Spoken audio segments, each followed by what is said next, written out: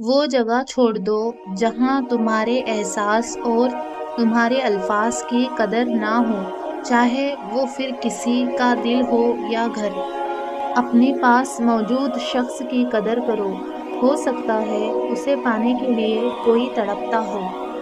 اس سوچ کے ساتھ زندگی میں آگے بڑھو کہ اللہ نے یقیناً بہترین ہی سوچا ہوگا۔ بہترین رشتہ وہ ہے جو آپ کے عیب جان کر بھی آپ سے تعلق ختم نہ کرے، اور بے شک یہ رشتہ آپ کا اللہ کے علاوہ کسی سے نہیں۔ اپنے دل میں اتنی نفرتیں مت رکھو، کیونکہ جس دل میں نفرت ہوتی ہے اس دل میں اللہ نہیں بستا۔ اللہ تمہارے دل سے کسی چیز کا خیال تب تک نہیں نکالتا ہے جب تک تمہارے نصیب میں اس کی ملنے کی گنجائش رہتی ہے۔ علم تمہیں راہ دکھاتا ہے اور عمل تمہیں مقصد تک پہنچا دیتا ہے۔ نفرت گناہ سے کرو، گناہ کرنے والے سے نہیں، شاید تمہاری محبت میں آ کر وہ گناہ کرنا ہی چھوڑ دے۔ کبھی کسی کو دکھ مت دو، کیونکہ معافی مانگ لینے پر بھی دل میں درد باقی رہتا ہے، جس طرح دیوار میں سے کیل نکالنے پر سوراخ باقی رہتا ہے۔ اور کبھی غم نہ کرنا کہ دنیا آپ کے ساتھ نہیں، بلکہ خوش ہونا کہ دنیا کا مالک آپ کے ساتھ ہے۔ محبت خوبصورت انسان سے نہیں ہوتی، محبت جس سے ہوتی ہے وہی انسان خوبصورت لگنے لگ جاتا ہے۔ جو شخص ہمیشہ تمہاری خوشی چاہے، اس کا اداس ہونا تمہارے لیے فکر کی بات ہونی چاہیے۔ مدد کرنا ایک مہنگا تحفہ ہے، اس لیے سب سے اس کی توقع نہیں کرنی چاہیے، کیونکہ بہت کم لوگ دل کے امیر ہوتے ہیں۔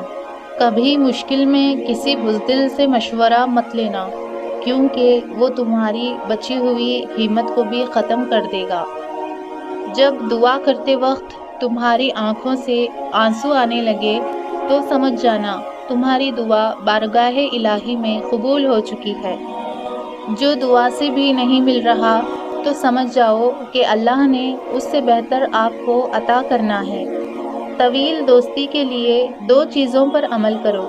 اپنے دوست سے غصے میں بات مت کرو، اپنے دوست کے غصے میں کی ہوئی بات دل پر مت لو۔ اگر لوگ تم سے متاثر ہو رہے ہیں تو تکبر نہ کرو، شکر ادا کرو اپنے رب کا جس نے تمہارے عیب چھپا کر تمہیں لوگوں میں معزز بنا رکھا ہے۔ تم کسی کے ساتھ بھلائی کرو اور تمہیں اس کا بدلہ برائی کی صورت میں ملے تو سمجھ لو کہ تمہاری نیکی قبول ہو گئی ہے۔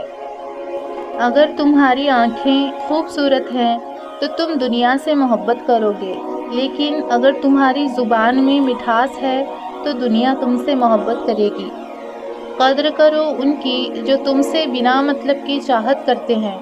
دنیا میں خیال رکھنے والے کم اور تکلیف دینے والے زیادہ ہوتے ہیں۔ جب اللہ کسی کو پسند کرتا ہے تو اسے خوب آزماتا ہے، بس تم صبر کرنا، کیونکہ صبر کرنے والوں کی منزل جنت ہے۔ مجھے مایوس ہونے والے شخص پر تعجب ہوتا ہے جبکہ اس کے پاس استغفار کی قوت موجود ہو۔ جب حق پر رہتے ہوئے تمہاری مخالفت حد سے بڑھنے لگے تو سمجھ لو اللہ تمہیں کوئی مقام دینے والا ہے۔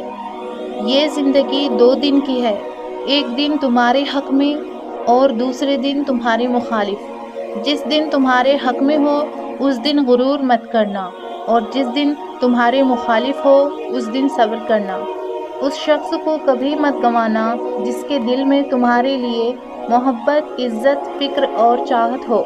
صبر ایک ایسی سواری ہے جو اپنے سوار کو گرنے نہیں دیتی، نہ کسی کے قدموں میں، نہ کسی کی نظروں سے۔